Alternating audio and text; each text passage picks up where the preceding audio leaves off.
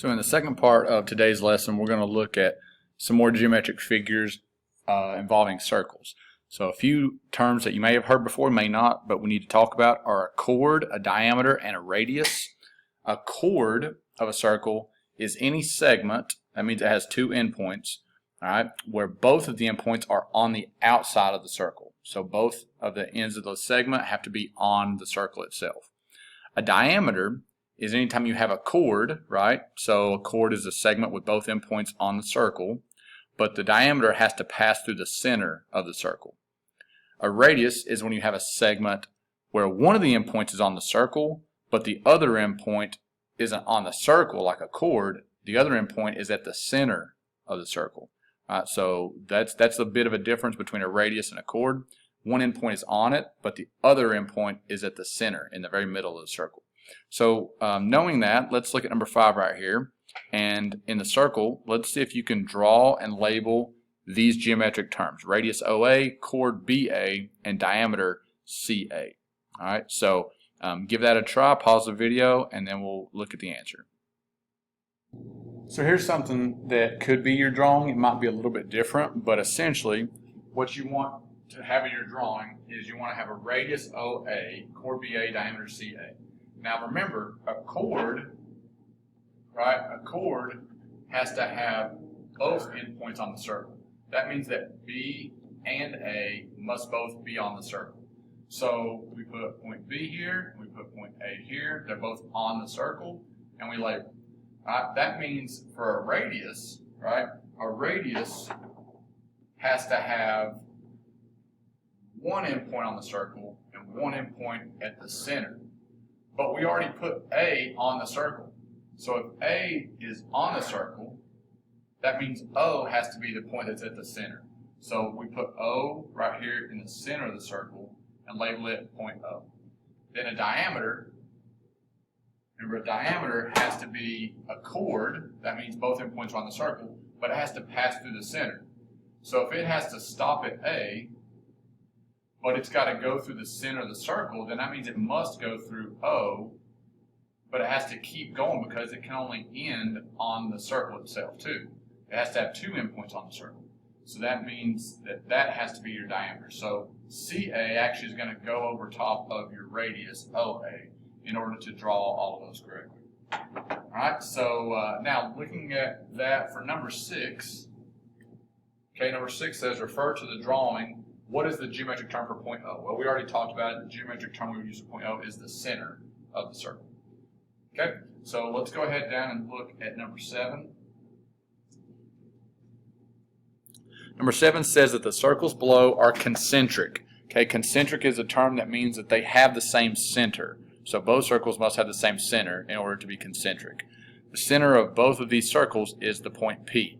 P is at the center of this small circle, and it's at the center of the bigger circle. So part A says to explain why circle P is not an appropriate name for the smaller circle. So give that some thought. See if you can figure out why could we not just call the smaller circle point P. All right, and then part B, since we can't, what's another name we could use for the smaller circle that would be appropriate? All right, so give that some thought, and then we'll go over it.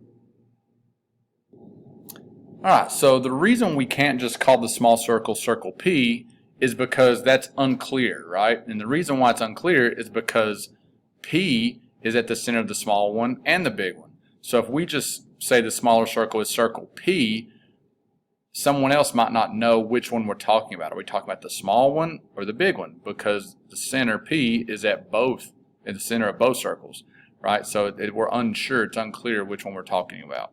So a better way to name the small circle might be circle P with a radius of PQ.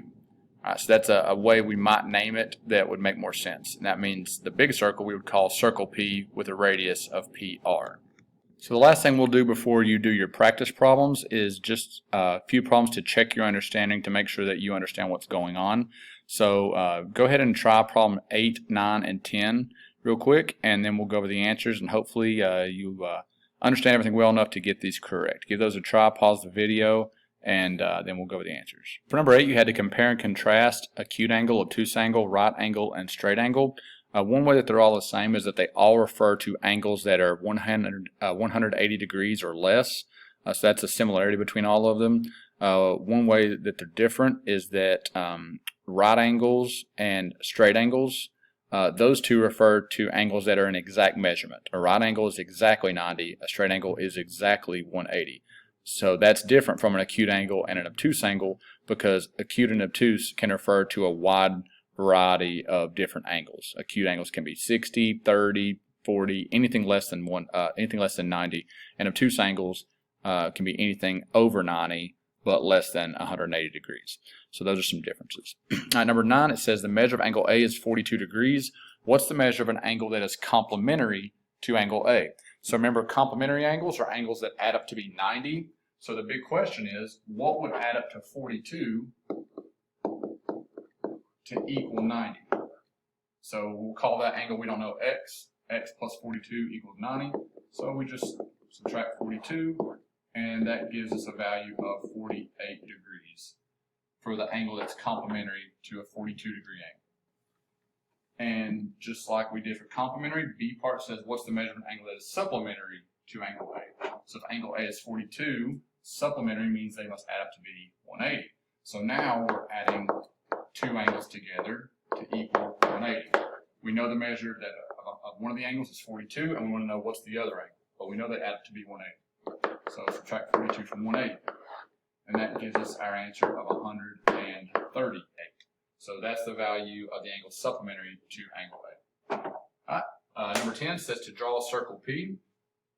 So you can see down here they've got a circle, and they call the center P. So there's circle P.